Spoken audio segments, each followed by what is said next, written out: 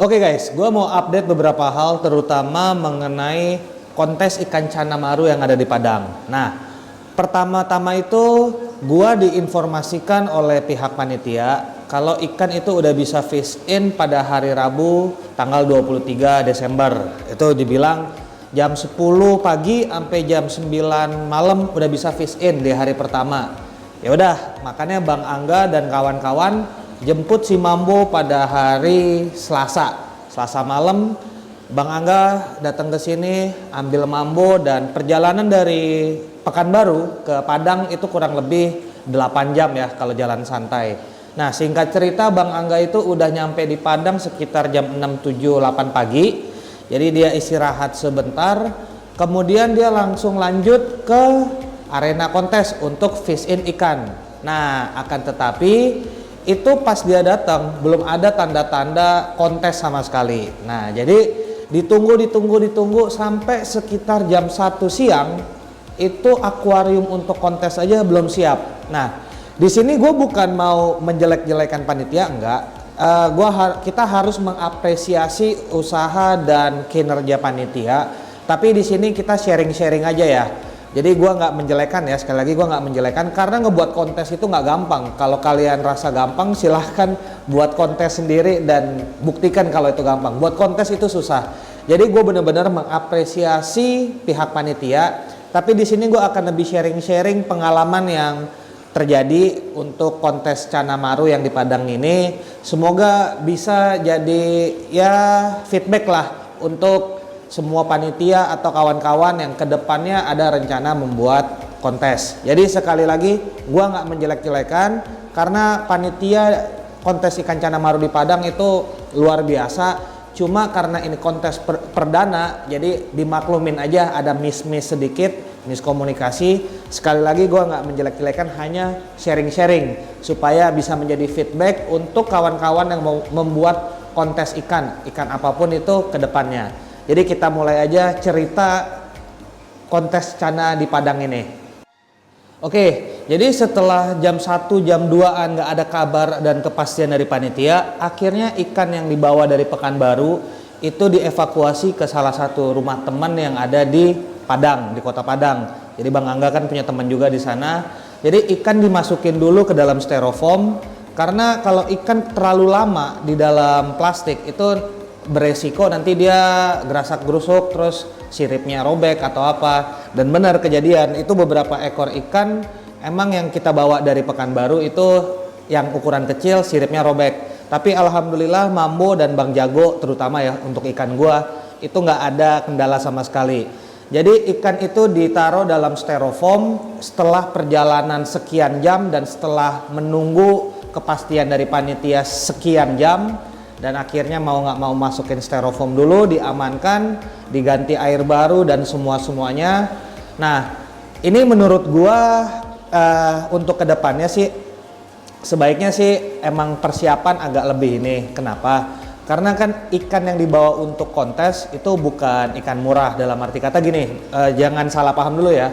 Karena ikan untuk kontes itu notabene udah ikan mahal yang harganya jutaan, belasan juta atau bahkan puluhan juta. Nah, karena ketidaksiapan panitia, apalagi peserta-peserta yang datang dari luar kota seperti gua dan Bang Angga dan tim yang dari Pekanbaru, itu kan beresiko banget ya dengan ikan-ikan yang kita bawa. Dan ada beberapa kawan juga yang dari Palembang, informasinya juga datang ke Padang. Nah, itu kan ikan udah sekian jam di perjalanan, semestinya harapan kita masuk ke kota Padang, kita masuk langsung fish in dan ikan udah bisa settle. Tapi ini kan mau nggak mau kita pindahin lagi, diadaptasi lagi kan otomatis.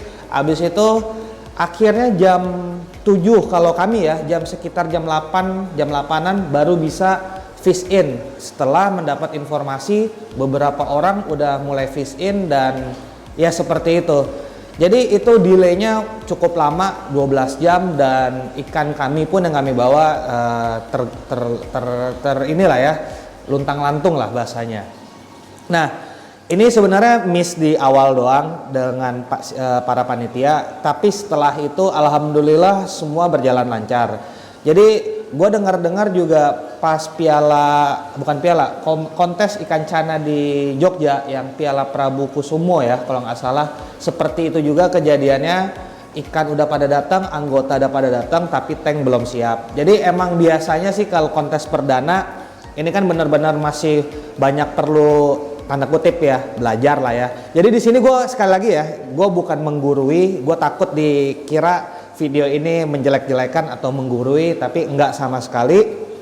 Intinya gue sharing-sharing apa yang kejadian, paling enggak yang gue kejadian langsung di Padang.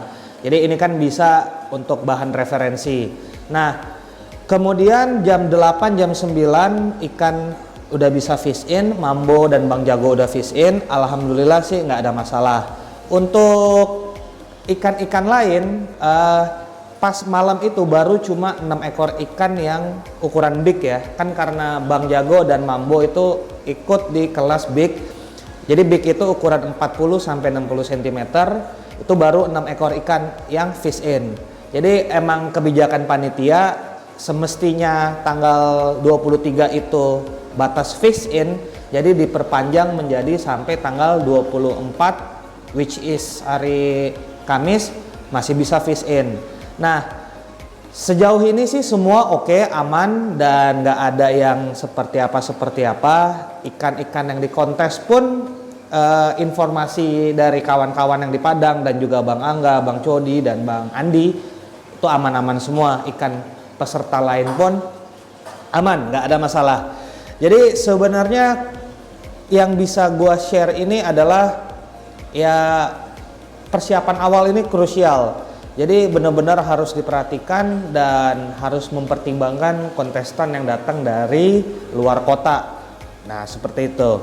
Nah, kemudian tadi cerita kurang baiknya ya, tapi cerita baiknya semua akhirnya berjalan normal, ikan di sana semua aman, nggak ada yang sampai ikan kebalik atau apa. Dari ikan-ikan peserta lain pun seperti itu sejauh ini yang gua tahu. Tapi mungkin pengalaman gua di Jogja kemarin itu setiap peserta itu dikasih grup WhatsApp. Jadi dibuat grup WhatsApp oleh panitia dan semua informasi itu disebar dalam grup WhatsApp. Jadi kita nggak saling bertanya ini gimana, karena satu informasi semua peserta dapat informasinya. Kalau yang di Padang ini belum dibuat grup WA. Jadi kadang-kadang kan satu peserta nanyain panitia A, B, C, D, dan ya wajar lah kalau panitia juga kelabakan nanggepin WA dari si A, B, C, dan sampai Z dan sampai sekian banyak orang. Jadi kalau belajar dari kontes di Jogja itu dibuat grup WhatsApp, semua informasi penting dari dokumen atau aturan main segala macam semua di-share di grup WhatsApp. Nah, untuk kontes ikan cana di Tangerang bulan Maret nanti itu panitia, gua kan ikut juga ya yang untuk di Tangerang bulan Maret tanggal 11 sampai 13 Maret. Itu sama panitia udah dibuat grup WhatsApp, semua informasi dilempar di grup WhatsApp. Kalau peserta ada yang mau bertanya bisa di dalam grup WhatsApp. Jadi di Padang ini belum dibuat. Jadi sebaiknya ya, gue bukannya ngajarin, bukannya so hebat, tapi ini kan berdasarkan pengalaman nih. Kira-kira yang bagus ya diambil, yang kurang bagus ya mungkin diperbaiki. Jadi emang grup WhatsApp itu penting.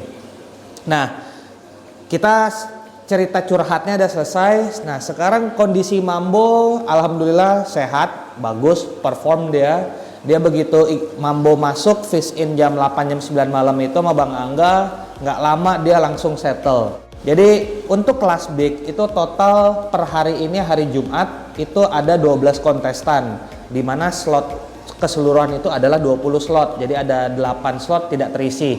Nah, dari 12 kontestan itu 2 ekor ikan gua, si Mambo dan Bang Jago. Berarti selain ikan gua itu ada 10 ekor kan.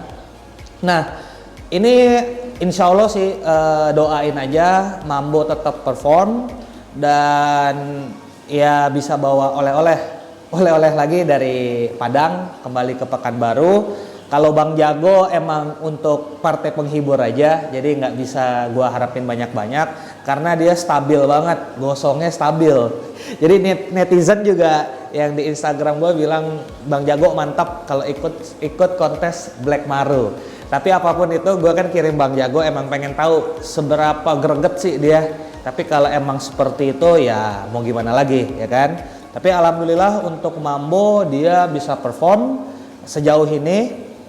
Dan untuk penilaian kontes ikan Cana Maru ini yang di Padang dia menggunakan standar kontes ikan Jogja. Jadi karena gue kemarin ikut di Jogja, sedikit banyak gue tahu bagaimana cara penilaian atau sistem penilaian dari para dewan juri. Nah insya Allah aja sih kalau sesuai harapan Mambo sekali lagi bisa bawa oleh-oleh. Tapi juara berapanya yaitu nanti biar pihak dewan juri yang menentukan dari hasil penilaian untuk Mambo. Nah sebenarnya untuk kontes-kontes berikutnya emang yang informasi yang gue dapat, standar kontes di Jogja ini mau dibuat sebagai standar kontes ikan cana nasional. Tapi itu nanti kan balik lagi ke penyelenggara dan panitia mau seperti apa. Tapi kalau dari informasi yang gue dapat sih seperti itu. Jadi standar kontes Jogja penilaiannya seperti apa itu akan dibuat untuk standar kontes ikan cana nasional. Jadi kalau ada kontes ikan cana di Palembang, di Jawa, di Kalimantan atau dimanapun itu, atau di Bali atau manapun itu lah ya intinya, itu nanti yang dinilai ya kurang lebih sama. Tinggal mungkin dari dewan juri gimana cara menilainya. Tapi apa yang dinilai dan poin-poinnya kurang lebih sama. Itu yang gua dengar dari sharing-sharing dengan beberapa komunitas dan juga para senior ikan-ikan cana. Jadi sekali lagi kalau untuk masalah kontes, semoga apa yang gue bahas di video kali ini bisa sedikit banyak menjadi referensi. Ya ini yang bisa gue share itu apa yang gue udah alami ya. Walaupun gue baru ikut kontes itu baru 2 kali. Nanti dibilang pula baru 2 kali aja udah kayak paling tahu. Enggak, kan gue sharing doang. Apa yang gue alami di Jogja dan apa yang gue alami di Padang. Nah, silakan kawan-kawan menilai. Itu aja sih. Jadi itu aja apa yang bisa gue share pengalaman gue di Jogja dan di Padang sekarang ini. Semoga ini tidak diambil negatif sebagai gue sok tahu. Gue hanya sharing-sharing ya di media sosial ini. Semoga apa yang gue share ini dapat bermanfaat bagi kawan-kawan semua. Ya udah, itu aja video gue dan see you guys in my next video. Bye bye.